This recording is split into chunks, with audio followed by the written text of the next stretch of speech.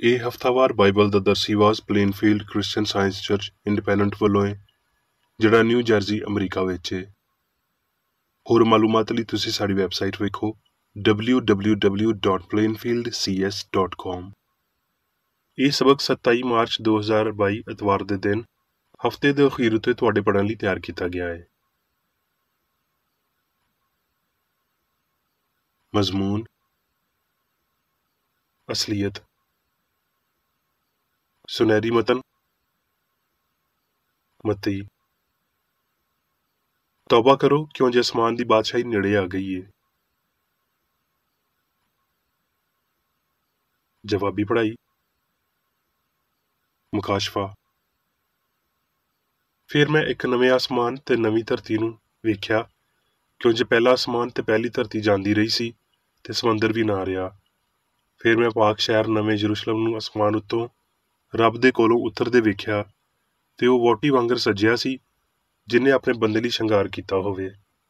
ਫਿਰ ਮੈਂ ਤਖਤ ਵਿੱਚੋਂ ਕਿਸੇ ਨੂੰ ਉੱਚੀ ਆਵਾਜ਼ ਨਾਲ ਇਹ ਆਖਦਿਆਂ ਸੁਣਿਆ, ਭਈ ਵੇਖ, ਰੱਬ ਦਾ ਖੈਮਾ ਬੰਦਿਆਂ ਦੇ ਵਿਚਕਾਰ ਏ, ਤੇ ਉਹ ਉਹਨਾਂ ਦੇ ਨਾਲ ਸਕੂਨਤ ਕਰੇਗਾ, ਤੇ ਉਹ ਉਹਦੇ ਲੋਕ ਹੋਣਗੇ, ਤੇ ਰੱਬ ਆਪ ਉਹਨਾਂ ਦੇ ਨਾਲ ਰਵੇਗਾ ਤੇ ਉਹਨਾਂ ਦਾ ਰੱਬ ਹੋਵੇਗਾ, ਤੇ ਉਹ ਉਹਨਾਂ ਦੀਆਂ ਅੱਖੀਆਂ ਦੇ ਸਾਰੇ ਅੱਥਰੂ ਪੂੰਝ ਦੇਵੇਗਾ। ਇਹਦੇ ਤੋਂ ਬਾਅਦ ਨਾ ਮੌਤ ਰਵੇਗੀ, ਨਾ ਵੈਨ ਰਵੇਗਾ, ਨਾ ਰੋਣਾ ਧੋਣਾ, ਨਾ ਪੀੜ। ਪਹਿਲੀਆਂ ਸ਼ੈਵਾਂ ਜਾਂਦੀਆਂ ਰਹੀਆਂ। ਵੇਖ, ਮੈਂ ਸਾਰੀਆਂ ਸ਼ੈਵਾਂ ਨੂੰ ਨਵਾਂ ਬਣਾ ਦੇਣਾ ਵਾਂ। ਫਿਰ ਉਹਨੇ ਆਖਿਆ, ਲਿਖ ਲੈ, ਕਿਉਂ ਜੇ ਇਹ ਗੱਲਾਂ ਸੱਚੀਆਂ ਤੇ ਬਰਹਕ ਨੇ। ਜਿਹੜਾ ਗਾਲਬ ਆਵੇ ਉਹ ਹੀ ਇਹਨਾਂ ਸ਼ੈਵਾਂ ਦਾ ਵਾਰਸ ਹੋਵੇਗਾ, ਤੇ ਮੈਂ ਉਹਦਾ ਰੱਬ ਹੋਵਾਂਗਾ ਤੇ ਉਹ ਮੇਰਾ ਪੁੱਤਰ ਹੋਵੇਗਾ। ਦਰਸੀਵਾਜ਼ ਬਾਈਬਲ ਵਿੱਚੋਂ ਮੱਤੀ, ਯਸੂ। ਮੱਤੀ। ਉਹ ਉਸ ਜੱਥੇ ਨੂੰ ਵੇਖ ਕੇ ਪਹਾੜ ਉੱਤੇ ਚੜ੍ਹ ਗਿਆ, ਤੇ ਉਹ ਆਪਣੀ ਜ਼ੁਬਾਨ ਖੋਲ੍ਹ ਕੇ ਉਹਨਾਂ ਨੂੰ ਇੰਜ ਤਾਲੀਮ ਦੇਣ ਲੱਗਿਆ। ਮੱਤੀ। ਜਿਹੜੇ ਮੈਨੂੰ ਐ ਖੁਦਾਵੰਦ ਆਖਦੇ ਨੇ, ਉਹਨਾਂ ਵਿੱਚੋਂ ਹਰ ਕੋਈ ਅਸਮਾਨ ਦੀ ਬਾਦਸ਼ਾਹੀ ਵਿੱਚ ਦਾਖਲ ਨਾ ਹੋਵੇਗਾ, ਪਰ ਬਸ ਉਹ ਹੀ ਜਿਹੜਾ ਮੇਰੇ ਅਸਮਾਨੀ ਪਿਓ ਦੀ ਮਰਜ਼ੀ ਉੱਤੇ ਟੁਰਦਾ ਹੈ। ਮੱਤੀ। ਅਸਮਾਨ ਦੀ ਬਾਦਸ਼ਾਹੀ ਉਸ ਬੰਦੇ ਵਾਂਗਰ ਏ ਜਿਨ੍ਹੇ ਆਪਣੀ ਪੈਲੀ ਵਿੱਚ ਵਧੀਆ ਬੀਜ ਬੋਇਆ, ਪਰ ਲੋਕਾਂ ਦੇ ਸੁੱਤੇ ਹੋਏ ਉਹਦਾ ਵੈਰੀ ਆਇਆ ਤੇ ਕਣਕ ਵਿੱਚ ਕੌੜੇ ਦਾਣੇ ਵੀ ਬੋ ਗਿਆ। ਇਸ ਲਈ ਜਦ ਪੱਤਰ ਨਿਕਲੇ ਤੇ ਸਿੱਟੇ ਆਏ, ਤੇ ਉਹ ਕੌੜੇ ਦਾਣੇ ਵੀ ਵਿਖਾਲੀ ਦੇਣ ਲੱਗੇ। ਨੌਕਰਾਂ ਨੇ ਆ ਕੇ ਘਰ ਦੇ ਮਾਲਕ ਨੂੰ ਆਖਿਆ, ਐ ਖੁਦਾਵੰਦ, ਕੀ ਤੂੰ ਆਪਣੀ ਪੈਲੀ ਵਿੱਚ ਵਧੀਆ ਬੀਜ ਨਹੀਂ ਬੋਇਆ ਸੀ? ਉਹਦੇ ਵਿੱਚ ਕੌੜੇ ਦਾਣੇ ਕਿੱਥੋਂ ਆ ਗਏ? ਉਹਨੇ ਉਹਨਾਂ ਨੂੰ ਆਖਿਆ, ਇਹ ਕਿਸੇ ਵੈਰੀ ਦਾ ਕੰਮ ਏ। ਨੌਕਰਾਂ ਨੇ ਉਹਨੂੰ ਆਖਿਆ, ਤੂੰ ਕੀ ਚਾਹੁੰਦਾ ਏ ਵੀ ਅਸੀਂ ਜਾ ਕੇ ਉਹਨਾਂ ਨੂੰ ਇਕੱਠਾ ਕਰੀਏ? ਉਹਨੇ ਆਖਿਆ, ਭਈ ਨਹੀਂ, ਇਹ ਨਾ ਹੋਵੇ ਭਈ ਕੌੜੇ ਦਾਣੇ ਇਕੱਠੇ ਕਰਦਿਆਂ ਤੁਸੀਂ ਉਹਨਾਂ ਦੇ ਨਾਲ ਕਣਕ ਵੀ ਪੁੱਟ ਲਵੋ।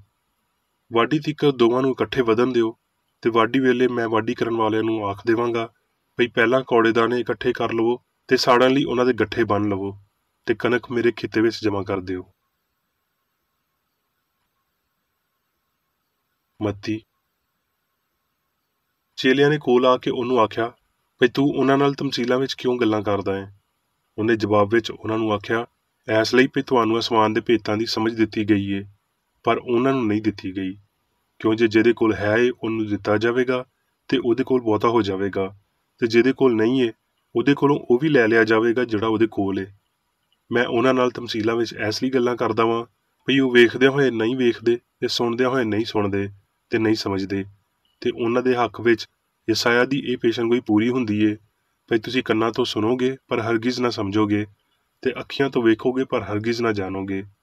ਕਿਉਂ ਜੇ ਇਸ ਉਮਤ ਦੇ ਦਿਲ ਉੱਤੇ ਚਰਬੀ ਛਾ ਗਈ ਏ, ਤੇ ਉਹ ਕੰਨਾਂ ਤੋਂ ਉੱਚਾ ਸੁਣਦੇ ਨੇ, ਤੇ ਉਹਨਾਂ ਨੇ ਆਪਣੀਆਂ ਅੱਖੀਆਂ ਬੰਦ ਕਰ ਲਈਆਂ ਨੇ, ਤਾਂ ਇੰਜ ਨਾ ਹੋਵੇ ਭਈ ਅੱਖੀਆਂ ਨਾਲ ਜਾਣਨ, ਤੇ ਕੰਨਾਂ ਨਾਲ ਸੁਣਨ, ਤੇ ਦਿਲ ਨਾਲ ਸਮਝਣ ਤੇ ਮੰਨਣ, ਤੇ ਮੈਂ ਉਹਨਾਂ ਨੂੰ ਸ਼ਿਫਾ ਬਖਸ਼ਾਂਗਾ।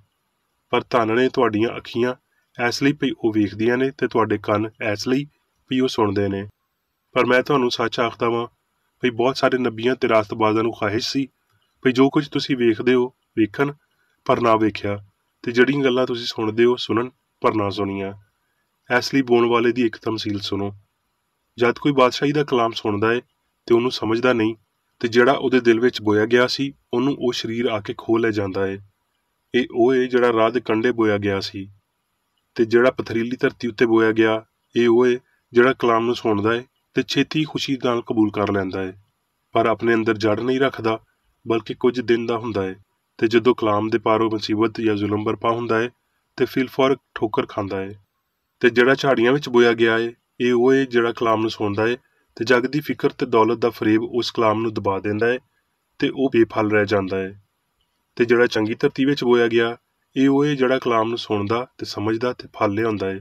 ਕੋਈ 100 ਗੁਣਾ ਫਲਦਾ ਹੈ, ਕੋਈ 60 ਗੁਣਾ ਤੇ ਕੋਈ 30 ਗੁਣਾ। ਮੱਤੀ। ਫਿਰ ਉਹਨੇ ਆਪਣੇ ਚੇਲਿਆਂ ਨੂੰ ਕੋਲ ਬੁਲਾ ਕੇ ਉਹਨਾਂ ਨੂੰ ਨਾਪਾਕ ਰੂਹਾਂ ਉੱਤੇ ਇਖਤਿਆਰ ਦਿੱਤਾ ਭਈ ਉਹਨਾਂ ਨੂੰ ਕੱਢਣ ਤੇ ਹਰ ਤਰ੍ਹਾਂ ਦੀ ਬਿਮਾਰੀ ਤੇ ਹਰ ਤਰ੍ਹਾਂ ਦੀ ਕਮਜ਼ੋਰੀ ਨੂੰ ਦੂਰ ਕਰਨ। ਇਹਨਾਂ 12 ਨੂੰ ਯਿਸੂ ਨੇ ਘੱਲਿਆ ਤੇ ਉਹਨਾਂ ਨੂੰ ਹੁਕਮ ਦੇ ਕੇ ਆਖਿਆ ਭਈ ਗੈਰ ਕੌਮਾਂ ਵੱਲ ਨਾ ਜਾਣਾ ਤੇ ਸਾਮਰੀਆਂ ਦੇ ਕਿਸੇ ਸ਼ਹਿਰ ਵਿੱਚ ਨਾ ਵੜਨਾ, ਬਲਕਿ ਇਸਰਾਏਲ ਦੇ ਘਰਾਣੇ ਦੀਆਂ ਗਵਾਚੀਆਂ ਹੋਈਆਂ ਭੇਡਾਂ ਦੇ ਕੋਲ ਜਾਣਾ ਤੇ ਟੁਰਦੇ ਟੁਰਦੇ ਇਹ ਮੁਨਾਦੀ ਕਰਨਾ ਭਈ ਅਸਮਾਨ ਦੀ ਬਾਦਸ਼ਾਹੀ ਨੇੜੇ ਆ ਗਈ ਏ। ਬਿਮਾਰਾਂ ਨੂੰ ਠੀਕ ਕਰਨਾ, ਮੁਰਦਿਆਂ ਨੂੰ ਜਵਾਣਾ, ਕੋੜੀਆਂ ਨੂੰ ਪਾਕ ਕਰਨਾ, ਬਦਰੂਆਂ ਨੂੰ ਕੱਢਣਾ, ਮੁਫਤ ਤੁਸੀਂ ਪਾਇਆ ਮੁਫਤ ਦੇਣਾ। ਵੇਖੋ ਮੈਂ ਤੁਹਾਨੂੰ ਘੱਲਦਾ ਵਾਂ ਜਿਵੇਂ ਭੇਡਾਂ ਨੂੰ ਭੇੜੀਆਂ ਦੇ ਵਿਚਕਾਰ, ਐਸੇ ਹੀ ਸੱਪਾਂ ਵਾਂਗਰ ਹੁਸ਼ਿਆਰ ਤੇ ਕਬੂਤਰਾਂ ਵਾਂਗਰ ਬੇਆਜ਼ਾਰ ਬਣੋ। ਪਰ ਬੰਦਿਆਂ ਤੋਂ ਖਬਰਦਾਰ ਰਹੋ, ਕਿਉਂ ਜੇ ਉਹ ਤੁਹਾਨੂੰ ਅਦਾਲਤ ਦੇ ਹਵਾਲੇ ਕਰਨਗੇ ਤੇ ਆਪਣੇ ਇਬਾਦਤਖਾਨਿਆਂ ਵਿੱਚ ਤੁਹਾਨੂੰ ਕੋੜੇ ਮਾਰਨਗੇ ਤੇ ਤੁਸੀਂ ਮੇਰੇ ਪਾਰੋਂ ਹਾਕਮਾਂ ਤੇ ਬਾਦਸ਼ਾਹਾਂ ਦੇ ਸਾਹਮਣੇ ਖੜੇ ਕੀਤੇ ਜਾਓਗੇ ਤਾਂ ਜੋ ਉਹਨਾਂ ਲਈ ਤੇ ਗੈਰ ਕੌਮਾਂ ਲਈ ਗਵਾਹੀ ਬਣੋ। ਪਰ ਜਦੋਂ ਉਹ ਤੁਹਾਨੂੰ ਫੜਾਉਣ ਤੇ ਫਿਕਰ ਨਾ ਕਰਿਓ ਵੀ ਅਸੀਂ ਕਿਵੇਂ ਆਖੀਏ ਤੇ ਕੀ ਆਖੀਏ, ਕਿਉਂ ਜੇ ਜੋ ਕੁਝ ਆਖਣਾ ਹੋਵੇਗਾ ਉਸੇ ਵੇਲੇ ਤੁਹਾਨੂੰ ਦੱਸਿਆ ਜਾਵੇਗਾ। ਕਿਉਂ ਜੇ ਬੋਲਣ ਵਾਲੇ ਤੁਸੀਂ ਨਹੀਂ ਬਲਕਿ ਤੁਹਾਡੇ ਪਿਓ ਦਾ ਰੂਹ ਹੈ ਜਿਹੜਾ ਤੁਹਾਡੇ ਅੰਦਰ ਬੋਲਦਾ ਹੈ। ਤੇ ਮੇਰੇ ਨਾਂ ਦੇ ਪਾਰੋਂ ਸਾਰੇ ਲੋਕੀ ਤੁਹਾਡੇ ਨਾਲ ਵੈਰ ਰੱਖਣਗੇ, ਪਰ ਜਿਹੜਾ ਅਖੀਰ ਤੀਕਰ ਬਰਦਾਸ਼ਤ ਕਰੇਗਾ ਉਹ ਹੀ ਮੁਕਤੀ ਪਾਵੇਗਾ। ਜਿਹੜਾ ਤੁਹਾਨੂੰ ਮੰਨਦਾ ਹੈ ਉਹ ਮੈਨੂੰ ਮੰਨਦਾ ਹੈ ਤੇ ਜਿਹੜਾ ਮੈਨੂੰ ਮੰਨਦਾ ਹੈ ਉਹ ਮੇਰੇ ਘੱਲਣ ਵਾਲੇ ਨੂੰ ਮੰਨਦਾ ਹੈ। ਯੋਹੰਨਾ। ਇੱਕ ਇਨਸਾਨ ਕੁਝ ਨਹੀਂ ਪਾ ਸਕਦਾ ਜਦ ਤੀਕਰ ਉਹਨੂੰ ਸਮਾਨ ਵੱਲੋਂ ਨਾ ਦਿੱਤਾ ਜਾਵੇ। ਮੱਤੀ। ਧੰਨ ਨੇ ਉਹ ਜਿਹੜੇ ਰਾਸਤਬਾਜ਼ੀ ਦੇ ਭੁੱਖੇ ਤੇ ਧਰਿਆਏ ਨੇ, ਕਿਉਂ ਜੇ ਉਹ ਰੱਜਣਗੇ। ਧੰਨ ਨੇ ਉਹ ਜਿਹੜੇ ਪਾਕ ਦਿਲ ਨੇ, ਕਿਉਂ ਜੇ ਉਹ ਰੱਬ ਨੂੰ ਵੇਖਣਗੇ। ਧੰਨ ਨੇ ਉਹ ਜਿਹੜੇ ਰਾਸਤਬਾਜ਼ੀ ਦੇ ਪਾਰੋਂ ਸਤਾਏ ਗਏ, ਕਿਉਂ ਜੇ ਅਸਮਾਨ ਦੀ ਬਾਦਸ਼ਾਹੀ ਉਹਨਾਂ ਦੀ ਇਹ ਹੈ। ਖੁਸ਼ੀ ਕਰਿਓ ਤੇ ਬਹੁਤ ਸ਼ਾਦਮਾਨ ਹੋਇਓ, ਕਿਉਂ ਜੇ ਅਸਮਾਨ ਉੱਤੇ ਤੁਹਾਡਾ ਅਜਰ ਵੱਡਾ ਹੈ। ਇਸ ਲਈ ਭਈ ਲੋਕਾਂ ਨੇ ਉਹਨਾਂ ਨਬੀਆਂ ਨੂੰ ਵੀ ਜਿਹੜੇ ਤੁਹਾਡੇ ਤੋਂ ਪਹਿਲਾਂ ਸੀ ਇਸੇ ਤਰ੍ਹਾਂ ਸਤਾਇਆ ਸੀ। ਹੁਣ ਮੈਂ ਮੇਰੀ ਬੇਕਰ ਰੈਡੀ ਦੀ ਲਿਖੀ ਹੋਈ ਕ੍ਰਿਸਚਨ ਸਾਇੰਸ ਦੀ ਦਰਸੀ ਕਿਤਾਬ ਸਾਇੰਸ ਤੇ ਸਿਹਤ ਆਇਤਾਂ ਦੀ ਕੁੰਜੀ ਦੇ ਨਾਲ ਵਿੱਚੋਂ ਲਈਆਂ ਹੋਈਆਂ ਲਿਖਾਈਆਂ ਪੜਾਂਗਾ। ਸਾਇੰਸ ਤੇ ਸਿਹਤ। ਹਸਤੀ ਦੀ ਅਸਲੀਅਤ ਤੇ ਤਰਤੀਬ ਨੂੰ ਉਹਦੀ ਸਾਇੰਸ ਵਿੱਚ ਫੜਨ ਲਈ ਉਹ ਸਭ ਕੁਝ ਜਿਹੜਾ ਅਸਲੀ ਹੈ ਉਹਦੇ ਇਲਾਹੀ ਅਸੂਲ ਦੇ ਤੌਰ ਤੇ ਤੁਹਾਨੂੰ ਰੱਬ ਦਾ ਤਸੱਵੁਰ ਕਰਨਾ ਸ਼ੁਰੂ ਕਰਨਾ ਚਾਹੀਦਾ ਹੈ। ਰੂਹ, ਹਯਾਤੀ, ਸੱਚਾਈ, ਪਿਆਰ, ਯਕਸਾਨੀਅਤ ਵਿੱਚ ਜੁੜ ਜਾਂਦੇ ਨੇ ਤੇ ਇਹ ਸਾਰੇ ਰੱਬ ਦੇ ਰੂਹਾਨੀ ਨਾਂ ਨੇ। ਸੋਚਣ ਵਾਲਿਆਂ ਲਈ ਵੇਲਾ ਅਪੜ ਗਿਆ ਹੈ। ਸੱਚਾਈ, ਅਕੀਦਿਆਂ ਦੀ ਆਜ਼ਾਦੀ ਤੇ ਵੇਲੇ ਦੀ ਕਦਰ ਦੇ ਨਿਜ਼ਾਮ ਇਨਸਾਨੀਅਤ ਦੇ ਆਸਾਨੇ ਉੱਤੇ ਦਸਤਕ ਦਿੰਦੇ ਨੇ। ਮਾਜ਼ੀ ਦੀ ਕਨਾਤ ਤੇ ਮਾਦਾ ਪ੍ਰਸਤੀ ਦੀ ਠੰਡੀ ਤਕਲੀਦ ਮੁੱਕ ਰਹੀ ਏ। ਰੱਬ ਤੋਂ ਲਾ ਇਲਮੀ ਹੋਰ ਈਮਾਨ ਦੇ ਰਸਤੇ ਦਾ ਪੱਥਰ ਨਹੀਂ ਰਹੀ। ਅਸੀਂ ਇਲਮ ਦੀ ਤਰੱਕੀ ਤੇ ਗਲਤੀ ਦੇ ਖਾਤਮੇ ਨੂੰ ਜੀ ਆਇਆਂ ਨੂੰ ਕਰਦੇ ਹਾਂ। ਇਸ ਲਈ ਭਈ ਇਨਸਾਨੀ ਇਜਾਦ ਦਾ ਵੀ ਇੱਕ ਦਿਨ ਹੋਣਾ ਚਾਹੀਦਾ ਹੈ ਤੇ ਅਸੀਂ ਚਾਹੁੰਦੇ ਹਾਂ ਭਈ ਉਹ ਦਿਨ ਕ੍ਰਿਸਚਨ ਸਾਇੰਸ ਦੇ ਰਾਹੀਂ ਇਲਾਹੀ ਅਸਲੀਅਤ ਦੇ ਰਾਹੀਂ ਕਾਮਯਾਬ ਹੋਵੇ। ਬਦਬਖਤ ਧੋਖੇ ਦੇ ਪਾਰੋਂ ਚੁੱਪ ਰਹਿ ਕੇ ਕਈ ਘੰਟਿਆਂ ਤੀਕਰ ਸੁਪਨੇ ਵੇਖਦਿਆਂ ਹੋਏ ਇਹ ਜੱਗ ਬਚਪਨ ਦੇ ਭੰਗੂੜੇ ਵਿੱਚ ਸੋ ਰਿਹਾ ਹੈ। ਮਾਦੀ ਫਹਿਮ ਵਜੂਦੀਅਤ ਦੀਆਂ ਅਸਲੀਅਤਾਂ ਨੂੰ ਉਜਾਗਰ ਨਹੀਂ ਕਰਦਾ, ਬਲਕਿ ਰੂਹਾਨੀ ਫਹਿਮ ਇਨਸਾਨੀ ਸ਼ਾਉਰ ਨੂੰ ਹਮੇਸ਼ਾ ਦੀ ਸੱਚਾਈ ਵਿੱਚ ਉੱਚਾ ਕਰਦਾ ਹੈ। ਰੂਹ ਦੀਆਂ 3 ਵੱਡੀਆਂ ਸੱਚਾਈਆਂ ਕਾਦਰ ਮੁਤਲਕ, ਹਰ ਥਾਂ ਮੌਜੂਦ, ਅਲਾਮੁਲ ਗਯੂਬ, ਸਾਰੀਆਂ ਤਾਕਤਾਂ ਰੱਖਣ ਵਾਲਾ, ਹਰ ਥਾਂ ਨੂੰ ਪੁਰ ਕਰਨ ਵਾਲਾ, ਸਾਰੀ ਸਾਇੰਸ ਰੱਖਣ ਵਾਲਾ ਰੂਹ ਹਮੇਸ਼ਾ ਇਸ ਅਕੀਦੇ ਤੋਂ ਇਨਕਾਰ ਕਰਦਾ ਹੈ ਭਈ ਮਾਦਾ ਅਸਲ ਹੋ ਸਕਦਾ ਹੈ। ਇਹ ਹਮੇਸ਼ਾ ਦੀਆਂ ਸੱਚਾਈਆਂ ਰੱਬ ਦੀਆਂ ਰੌਸ਼ਨ ਅਸਲੀਅਤ ਦੇ ਤੌਰ ਤੇ ਇਬਤਦਾਈ ਵਜੂਦੀਅਤ ਦਾ ਇਜ਼ਹਾਰ ਕਰਦੀਆਂ ਨੇ, ਜਿਹਦੇ ਵਿੱਚ ਉਹ ਸਭ ਜੋ ਉਹਨੇ ਬਣਾਇਆ ਹੈ ਉਹਦੀ ਨੇਕ ਸੀਰਤ ਦੇ ਪਾਰੋਂ ਵਾਜ਼ਿਹ ਹੁੰਦਾ ਹੈ। ਰੱਬ ਤੇ ਉਹਦੀ ਤਖਲੀਕ ਵਿੱਚ ਪਾਈ ਜਾਣ ਵਾਲੀ ਸਾਰੀ ਅਸਲੀਅਤ ਹਮਾਹੰਗ ਤੇ ਅਬਦੀ ਹੈ। ਜੋ ਕੁਝ ਉਹ ਬਣਾਉਂਦਾ ਹੈ ਚੰਗਾ ਬਣਾਉਂਦਾ ਹੈ ਤੇ ਜੋ ਕੁਝ ਬਣਿਆ ਹੈ ਉਹਨੇ ਹੀ ਬਣਾਇਆ ਹੈ। ਇਸ ਲਈ ਪਾਪ, ਬਿਮਾਰੀ ਤੇ ਮੌਤ ਦੀ ਸੱਚਾਈ ਇਹ ਹੌਲਨਾਕ ਅਸਲੀਅਤ ਹੈ। ਬਗੈਰ ਅਸਲੀਅਤ ਇਨਸਾਨੀ ਗਲਤ ਅਕੀਦਿਆਂ ਨੂੰ ਉਸ ਵੇਲੇ ਤੀਕਰ ਅਸਲੀ ਵਿਖਾਲੀ ਦਿੰਦੀ ਏ ਜਦੋਂ ਤੀਕਰ ਰੱਬ ਉਹਨਾਂ ਦੇ ਬਹਿਰੂਪ ਨੂੰ ਲਾ ਨਹੀਂ ਦਿੰਦਾ। ਉਹ ਸੱਚ ਨਹੀਂ ਕਿਉਂ ਜੇ ਉਹ ਰੱਬ ਵੱਲੋਂ ਨਹੀਂ। ਕ੍ਰਿਸਚਨ ਸਾਇੰਸ ਵਿੱਚ ਅਸੀਂ ਸਿੱਖਦੇ ਹਾਂ ਵੀ ਮਾਦੀ ਸੋਚ ਜਾਂ ਜਿਸਮ ਦੀ ਸਾਰੀ ਖਾਰਜ ਆਹੰਗੀ ਨਜ਼ਰ ਦਾ ਧੋਖਾ ਏ, ਜਿਹੜੀ ਭਾਵੇਂ ਅਸਲੀ ਤੇ ਇੱਕੋ ਜਿਹੀ ਵਿਖਾਲੀ ਦਿੰਦੀ ਏ ਪਰ ਉਹ ਨਾ ਅਸਲ ਤੇ ਨਾ ਹੀ ਇੱਕੋ ਜਿਹੀ ਮਲਕੀਅਤ ਰੱਖਦੀ ਏ। ਅਸਲੀਅਤ ਰੂਹਾਨੀ, ਹਮ-ਆਹੰਗ, ਨਾ ਬਦਲਣ ਵਾਲੀ, ਲਾਫਾਨੀ, ਇਲਾਹੀ ਤੇ ਅਬਦੀ ਏ। ਗੈਰ ਰੂਹਾਨੀ ਕੁਝ ਵੀ ਅਸਲੀ, ਹਮ-ਆਹੰਗ ਜਾਂ ਹਮੇਸ਼ਾ ਦਾ ਨਹੀਂ ਹੋ ਸਕਦਾ।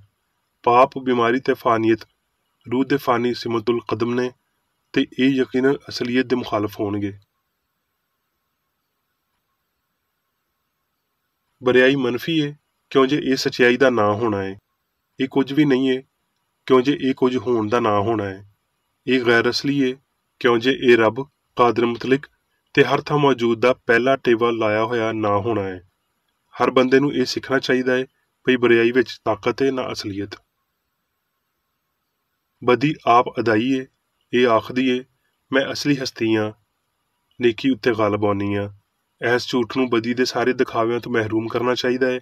ਬਦੀ ਵਿੱਚ ਬਸ ਇੱਕ ਆਪਣੇ ਆਪ ਨੂੰ ਤਬਾਹ ਕਰਨ ਦੀ ਤਾਕਤ ਏ। ਇਹ ਚੰਗਿਆਈ ਦਾ ਜ਼ਰਾ ਜਿਹਾ ਤਿਨਕਾ ਵੀ ਕਦੀ ਤਬਾਹ ਨਹੀਂ ਕਰ ਸਕਦੀ। ਚੰਗਿਆਈ ਨੂੰ ਤਬਾਹ ਕਰਨ ਦੀ ਬਦੀ ਦੀ ਹਰ ਕੋਸ਼ਿਸ਼ ਨਾਕਾਮ ਹੁੰਦੀ ਏ ਤੇ ਇਹ ਬਸ ਆਰਜ਼ੀ ਤੌਰ ਤੇ ਬਦੀ ਕਰਨ ਵਾਲੇ ਨੂੰ ਸਜ਼ਾ ਦੇਣ ਵਿੱਚ ਮਦਦ ਕਰਦੀ ਏ। ਜੇ ਅਸੀਂ ਉਂਝ ਦੀ ਅਸਲੀਅਤ ਨੂੰ ਮੁਖਾਲਫਤ ਲਈ ਮੰਨਦੇ ਹਾਂ ਜਿਵੇਂ ਦੀ ਅਸੀਂ ਹਮਾਂਗੀ ਲਈ ਮੰਨਦੇ ਹਾਂ ਤੇ ਫਿਰ ਮੁਖਾਲਫਤ ਦਾ ਸਾਡੇ ਉੱਤੇ ਓਨਾ ਦੇਰ ਪਾ ਦਾਵਾ ਹੋਵੇਗਾ ਜਿੰਨਾ ਹਮਾਂਗੀ ਦਾ ਹੁੰਦਾ ਹੈ। ਜੇ ਬਦੀ ਚੰਗਿਆਈ ਜਿੰਨੀ ਅਸਲੀ ਏ ਤੇ ਬਦੀ ਉਂਝ ਦੀ ਹੀ ਲਫਾਨੀ ਵੀ ਏ। ਜੇ ਮੌਤ ਹਯਾਤੀ ਵਰਗੀ ਹੀ ਅਸਲੀ ਏ ਤੇ ਲਫਾਨੀਅਤ ਇੱਕ ਅਫਸਾਨਾ ਏ। ਜੇ ਪੀੜ ਨਾ ਹੋਣ ਜਿੰਨੀ ਹੀ ਅਸਲੀ ਏ ਤੇ ਦੋਵਾਂ ਨੂੰ ਲਫਾਨੀ ਹੋਣਾ ਚਾਹੀਦਾ ਹੈ ਤੇ ਜੇ ਇੰਜੀ ਏ ਤੇ ਹਮਾਂਗੀ ਹਸਤੀ ਦਾ ਕਾਨੂੰਨ ਨਹੀਂ ਹੋ ਸਕਦੀ।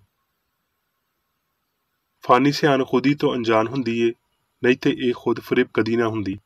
ਜੇ ਫਾਨੀ ਸਿਆਣ ਨੂੰ ਪਤਾ ਹੁੰਦਾ ਭਈ ਚੰਗਾ ਕਿਵੇਂ ਬਣਨਾ ਹੈ ਤੇ ਉਹ ਚੰਗੀ ਬਣ ਜਾਂਦੀ ਕਿਉਂ ਜੇ ਇਹਨੇ ਆਪਣੇ ਆਪ ਤੋਂ ਇਲਾਵਾ ਕਿਸੇ ਹੋਰ ਉੱਤੇ ਈਮਾਨ ਰੱਖਣਾ ਏ। ਇਸ ਲਈ ਇਹ ਮਾਦੇ ਨੂੰ ਦੇਵਤਾ ਦੇ ਤੌਰ ਤੇ ਤਖਤ ਉੱਤੇ ਬਿਠਾ ਦਿੰਦੀ ਏ। ਦੂਜੇ ਦੇਵਤਾ ਰੱਖਦਿਆਂ ਹੋਏ ਤੇ ਇੱਕ ਤੋਂ ਬਹੁਤੀਆਂ ਸਿਆਣਾਂ ਉੱਤੇ ਯਕੀਨ ਰੱਖਦਿਆਂ ਹੋਏ। ਇਨਸਾਨੀ ਸਿਆਣ ਸ਼ੁਰੂ ਤੋਂ ਹੀ ਬੁੱਤਪ੍ਰਸਤ ਸੀ। ਇਸ ਲਈ ਬਸ਼ਰ ਫਾਨੀ ਵਜੂਦੀਅਤ ਉੱਤੇ ਵੀ ਗੌਰ ਨਹੀਂ ਕਰਦਾ ਤੇ ਉਹ ਸਭ ਕੁਝ ਜਾਣਨ ਵਾਲੀ ਸਿਆਣ ਤੇ ਉਹਦੀ ਮਖਲੂਕ ਤੋਂ ਕਿੰਨਾ ਬੇਖਬਰ ਹੋਵੇਗਾ। ਬਦਨੀ ਹਿੱਸਾਂ ਦਾ ਸਬੂਤ ਕਈ ਵਾਰੀ ਹਸਤੀ ਦੀ ਅਸਲੀ ਸਾਇੰਸ ਨੂੰ ਬਦਲ ਦਿੰਦਾ ਹੈ ਤੇ ਇੰਜ ਪਾਪ, ਬਿਮਾਰੀ ਤੇ ਮੌਤ ਨੂੰ ਜ਼ਾਹਿਰੀ ਤਾਕਤ ਅਤਾ ਕਰਦਿਆਂ ਹੋਏ ਮੁਖਾਲਫਤ ਦੀ ਸਲਤਨਤ ਕਾਇਮ ਕਰਦਾ ਹੈ। ਪਰ ਚੰਗਾ ਸਮਝਿਆ ਜਾਵੇ ਤੇ ਹਯਾਤੀ ਦੇ ਵੱਡੇ ਹਕਾਇਕ ਗਲਤੀਆਂ ਦੀ ਇਸ ਤਕੋਨ ਨੂੰ ਸ਼ਿਕਸਤ ਦਿੰਦੇ, ਇਹਦੀ ਝੂਠੀ ਗਵਾਹੀ ਦੀ ਮੁਖਾਲਫਤ ਕਰਦੇ ਤੇ ਅਸਮਾਨ ਦੀ ਬਾਦਸ਼ਾਹੀ ਨੂੰ ਜ਼ਾਹਰ ਕਰਦੇ ਨੇ ਜਿਹੜਾ ਧਰਤੀ ਉੱਤੇ ਹਮਾਂਗੀ ਦੀ ਅਸਲ ਸਲਤਨਤ ਹੈ। ਅਸਮਾਨ ਦੀ ਬਾਦਸ਼ਾਹੀ, ਇਲਾਹੀ ਸਾਇੰਸ ਵਿੱਚ ਹਮਾਂਗੀ ਦੀ ਸਲਤਨਤ, ਗਲਤੀ ਨਾ ਕਰਨ ਵਾਲੇ ਦੀ ਰਿਆਸਤ, ਅਬਦੀ ਤੇ ਕਾਦਰ ਮੁਤਲਕ ਸਿਆਣ, ਰੂਹ ਦਾ ਮਾਹੌਲ ਜਿੱਥੇ ਜਾਨ ਆਲਾ ਹੈ। ਅਸਮਾਨ ਉੱਤੇ ਜਾਣ ਦੀ ਕੱਲੀ ਰਾਹ ਹਮਾਂਗੀ ਏ ਤੇ ਮਸੀਹ ਇਲਾਹੀ ਸਾਇੰਸ ਵਿੱਚ ਸਾਨੂੰ ਇਹ ਰਾਹ ਵਿਖਾਉਂਦਾ ਹੈ। ਇਹਦਾ ਮਤਲਬ ਰੱਬ, ਚੰਗਿਆਈ ਤੇ ਉਹਦੇ ਪਰਛਾਵੇਂ ਤੋਂ ਇਲਾਵਾ ਕਿਸੇ ਹੋਰ ਹਕੀਕਤ ਨੂੰ ਜਾਣਨਾ, ਹਯਾਤੀ ਦੇ ਕਿਸੇ ਹੋਰ ਜ਼ਮੀਰ ਨੂੰ ਨਾ ਜਾਣਨਾ ਹੈ ਤੇ ਨਾ ਦੇ ਹੀ ਦਰਦ ਤੇ ਖੁਸ਼ੀ ਵਾਲੇ ਅਹਿਸਾਸਾਂ ਤੋਂ ਉੱਚਾ ਹੋਣਾ ਹੈ। ਇਲਾਹੀ ਅਸੂਲ ਤੇ ਖਿਆਲ ਰੂਹਾਨੀ ਹਮਾਂਗੀ, ਅਸਮਾਨ ਤੇ ਅਬਦੀਅਤ ਬਣਾਉਂਦੇ ਨੇ। ਸੱਚਾਈ ਦੇ ਸੰਸਾਰ ਵਿੱਚ ਮਾਦਾ ਗੁਮਨਾਮ ਏ। ਗਲਤੀ ਦੇ ਹਨੇਰੇ ਤੋਂ ਇਲਾਹੀ ਸਾਇੰਸ ਯਾਨੀ ਰੱਬ ਦਾ ਕਲਾਮ ਇਹ ਭਈ ਰੱਬ ਕੁੱਲ ਦਾ ਹਾਕਮ ਏ ਤੇ ਅਜ਼ਲੋਂ ਮੌਜੂਦ ਪਿਆਰ ਦੀ ਲੋ ਸੰਸਾਰ ਨੂੰ ਰੋਸ਼ਨ ਕਰਦੀ ਏ। ਇਨਸਾਨੀ ਫਹਿਮ ਲਈ ਇੱਕ ਵੱਡਾ ਮੁਅਜਜ਼ਾ ਇਲਾਹੀ ਮੁਹੱਬਤ ਏ ਤੇ ਵਜੂਦੀਅਤ ਦੀ ਸਭ ਤੋਂ ਵੱਡੀ ਲੋੜ ਉਸ ਸ਼ੈ ਦਾ ਅਸਲੀ ਤਸੱਵੁਰ ਪਾਉਣਾ ਏ ਜਿਹੜੀ ਇਨਸਾਨ ਦੇ ਅੰਦਰ ਅਸਮਾਨ ਦੀ ਬਾਦਸ਼ਾਹੀ ਨੂੰ ਬਣਾਉਂਦੀ ਏ। ਇਹ ਮਕਸਦ ਤਦ ਤੀਕਰ ਹਾਸਲ ਨਹੀਂ ਕੀਤਾ ਜਾਂਦਾ ਜਦ ਤੀਕਰ ਅਸੀਂ ਆਪਣੇ ਗੁਆਂਢੀ ਨਾਲ ਨਫ਼ਰਤ ਕਰਦੇ ਜਾਂ ਕਿਸੇ ਅਜਿਹੇ ਬੰਦੇ ਦੇ ਬਾਰੇ ਝੂਠੇ ਅੰਦਾਜ਼ੇ ਨੂੰ ਮੰਨਦੇ ਹਾਂ ਜਿਹਨੂੰ ਰੱਬ ਦੇ ਕਲਾਮ ਦੀ ਆਵਾਜ਼ ਬਣਨ ਲਈ ਮੁਕਰਰ ਕੀਤਾ ਗਿਆ ਹੋਵੇ। ਫਿਰ ਇਹਦੇ ਉੱਚੇ ਨਮਾਇਆ ਖਿਆਲ ਦੇ ਠੀਕ ਫਹਿਮ ਦੇ ਬਗੈਰ ਅਸੀਂ ਇਲਾਹੀ ਅਸੂਲ ਨੂੰ ਕਦੀ ਨਹੀਂ ਸਮਝ ਸਕਦੇ। ਅਸਮਾਨ ਕੋਈ ਥਾਂ ਨਹੀਂ ਏ ਬਲਕਿ ਸਿਆਣ ਦੀ ਇਲਾਹੀ ਹਾਲਤ ਏ ਜਿਹਦੇ ਵਿੱਚ ਸਿਆਣ ਦੇ ਸਾਰੇ ਜ਼ਹੂਰ ਹਮ-ਆਹੰਗ ਤੇ ਫਾਨੀ ਹੁੰਦੇ ਨੇ। ਕਿਉਂ ਜੇ ਉੱਥੇ ਪਾਪ ਨਹੀਂ ਹੈ ਤੇ ਇਨਸਾਨ ਉੱਥੇ ਆਪਣੀ ਰਾਸਤਬਾਜ਼ੀ ਦੇ ਨਾਲ ਨਹੀਂ, ਰੱਬ ਦੀ ਸੋਚ ਦੀ ਮਲਕੀਅਤ ਵਿੱਚ ਪਾਇਆ ਜਾਂਦਾ ਹੈ, ਜਿਵੇਂ ਵੀ ਕਲਾਮ ਹੀ ਇਹ ਦੱਸਦਾ ਹੈ। ਰੂਹਾਨੀ ਅਸਲੀਅਤ ਸਾਰੀਆਂ ਸ਼ੈਵਾਂ ਵਿੱਚ ਸਾਇੰਸੀ ਸੱਚਾਈ ਹੈ। ਜਦੋਂ ਇਨਸਾਨ ਪੂਰੀ ਤਰ੍ਹਾਂ ਕ੍ਰਿਸਚਨ ਸਾਇੰਸ ਨੂੰ ਜ਼ਾਹਿਰ ਕਰਦਾ ਹੈ ਤੇ ਉਹ ਕਾਮਲ ਹੋ ਜਾਵੇਗਾ। ਉਹ ਨਾ ਪਾਪ ਕਰੇਗਾ, ਦੁੱਖ ਸਵੇਗਾ, ਮਾਦੇ ਦੇ ਮਾਤਹਿਤ ਹੋਵੇਗਾ ਤੇ ਨਾ ਰੱਬ ਦੀ ਸ਼ਰੀਅਤ ਦੀ ਨਾਫਰਮਾਨੀ ਕਰੇਗਾ। ਇਸ ਲਈ ਉਹ ਅਸਮਾਨ ਦੇ ਫਰਿਸ਼ਤਿਆਂ ਵਾਂਗਰ ਹੋਵੇਗਾ। ਹੁਣ ਮੈਂ ਮੇਰੀ ਬੇਕਰ ਰੇਡੀ ਵੱਲੋਂ ਚਰਚ ਮੈਨੂਅਲ ਵਿੱਚ ਦਿੱਤੇ ਹੋਏ ਰੋਜ਼ਾਨਾ ਦੇ 3 ਫਰਜ਼ ਪੜਾਂਗਾ। ਰੋਜ਼ਾਨਾ ਦੀ ਦੁਆ। ਇਸ ਚਰਚ ਦੇ ਹਰ ਰੁਕਨ ਦਾ ਇਹ ਫਰਜ਼ ਹੈ ਪਈ ਉਹ ਹਰ ਰੋਜ਼ ਇਹ ਦੁਆ ਕਰੇ, ਤੇਰੀ ਬਾਦਸ਼ਾਹੀ ਆਵੇ, ਇਲਾਹੀ ਸੱਚਾਈ, ਹਯਾਤੀ ਤੇ ਪਿਆਰ ਦੀ ਸਲਤਨਤ ਮੇਰੇ ਅੰਦਰ ਕਾਇਮ ਹੋਵੇ ਤੇ ਸਾਰੇ ਪਾਪ ਮੈਥੋਂ ਨਿਕਲ ਜਾਣ ਤੇ ਤੇਰਾ ਕਲਾਮ ਸਾਰੇ ਇਨਸਾਨਾਂ ਦੇ ਪਿਆਰ ਨੂੰ ਵਧਾਵੇ ਤੇ ਉਹਨਾਂ ਉੱਤੇ ਹਕੂਮਤ ਕਰੇ। ਮਕਸਦਾਂ ਤੇ ਕੰਮਾਂ ਦਾ ਇੱਕ ਅਸੂਲ। ਨਾ ਕੋਈ ਮੁਖਾਲਫਤ ਤੇ ਨਾ ਕੋਈ ਜ਼ਾਤੀ ਤਾਲੁਕ ਮਾਦਰੀ ਚਰਚ ਦੇ ਕਿਸੇ ਰੁਕਨ ਦੇ ਮਕਸਦਾਂ ਜਾਂ ਕੰਮਾਂ ਉੱਤੇ ਅਸਰ ਕਰਨੇ ਚਾਹੀਦੇ। ਸਾਇੰਸ ਵਿੱਚ ਬਸ ਇਲਾਹੀ ਪਿਆਰ ਹੀ ਹਕੂਮਤ ਕਰਦਾ ਹੈ ਤੇ ਇੱਕ ਮਸੀਹ ਸਾਇੰਸਦਾਨ ਪਾਪ ਨੂੰ ਰੱਦ ਕਰਦਿਆਂ ਹੋਏ ਸੁੱਚੀ ਭਰਾਬੰਦੀ, ਖੈਰਾਤ ਪਸੰਦੀ ਤੇ ਮਾਫੀ ਨਾਲ ਪਿਆਰ ਦੀਆਂ ਮਿੱਠੀਆਂ ਸੱਚਾਈਆਂ ਦਾ ਪਰਛਾਵਾਂ ਬਣਦਾ ਹੈ। ਇਸ ਚਰਚ ਦੇ ਸਾਰੇ ਰੁਕਨਾਂ ਨੂੰ ਸਾਰੇ ਪਾਪਾਂ ਤੋਂ, ਗਲਤ ਤਰ੍ਹਾਂ ਦੀਆਂ ਪੇਸ਼ਨਗੋਈਆਂ, ਮੁਨਸਫੀਆਂ, ਮੁਜ਼ੰਮਤਾਂ, ਸਲਾਹਾਂ, ਗਲਤ ਅਸਰਾਂ ਨੂੰ ਲੈਣ ਤੇ ਗਲਤ ਅਸਰ ਦੇਣ ਤੋਂ ਆਜ਼ਾਦ ਰਹਿਣ ਲਈ ਹਰ ਰੋਜ਼ ਖਿਆਲ ਰੱਖਣਾ ਚਾਹੀਦਾ ਹੈ ਤੇ ਦੁਆ ਕਰਨੀ ਚਾਹੀਦੀ ਹੈ। ਫਰਜ਼ ਲਈ ਚੁਸਤੀ। ਇਸ ਚਰਚ ਦੇ ਹਰ ਰੁਕਨ ਦਾ ਇਹ ਫਰਜ਼ ਹੈ ਪਈ ਉਹ ਹਰ ਰੋਜ਼ ਜਾਰਿਹਾਨਾ ਜ਼ਹਿਨੀ ਸਲਾਹਾਂ ਦੇ ਖਿਲਾਫ ਆਪਣੇ ਆਪ ਨੂੰ ਤਿਆਰ ਰੱਖੇ ਤੇ ਰੱਬ, ਆਪਣੇ ਕਾਇਦ ਤੇ ਇਨਸਾਨਾਂ ਲਈ ਆਪਣੇ ਫਰਜ਼ਾਂ ਨੂੰ ਨਾ ਕਦੀ ਭੁੱਲੇ ਤੇ ਨਾ ਕਦੀ ਨਜ਼ਰਅੰਦਾਜ਼ ਕਰੇ। ਉਹਦੇ ਕੰਮਾਂ ਦੇ ਰਾਹੀਂ ਉਹਦਾ ਇਨਸਾਫ ਹੋਵੇਗਾ, ਉਹ ਬੇਕਸੂਰ ਜਾਂ ਕਸੂਰਵਾਰ ਹੋਵੇਗਾ।